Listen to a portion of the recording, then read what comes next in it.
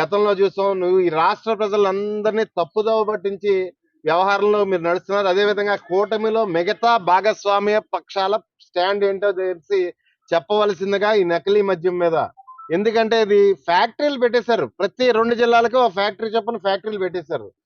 మద్యం తీసుకునే వాళ్ళు జనరల్ గా బయటకు చెప్పరు. వాళ్ళకి హాని జరిగినా, ఆరోగ్యానికి హాని జరిగినా. కానీ వాళ్ళు అబోదిబోం అంటున్నారు మద్యం తీసుకునే వాళ్ళు. మా తుల్లోనే సుమారు వందల్లో అడుగుతున్నారు, సార్ ఇలా మద్యం తీసుకుంటే ఒక క్వార్టర్ బాటిల్ తీసుకుంటే మాకు 5-6 రోజుల పాటు నీరసంగా ఉంటుంది, ఏంటి సార్ ఈ పరిస్థితి అని చెప్పేసి కొంతమంది సిగ్గువిడి చెప్పుకునే పరిస్థితి. జనాల తాలూకు ఆరోగ్యాన్ని నువ్వు క్యాష్ చేసుకునే పరిస్థితి, బరి తెగించి క్యాష్ చేసుకునే పరిస్థితిలో చంద్రబాబు నాయుడు ఉన్నాడు. ఏమన్నా అంటే రోజుకు ఒక ఈవెంట్, వారానికి ఒక ఈవెంట్ పెట్టడం, లేకపోతే గతంలో జగన్మోహన్ రెడ్డి గారు తీసుకొచ్చిన పరిశ్రమల్ని రోజుకొకటి చెప్పడం, రీఓపెనింగ్ చేయడం.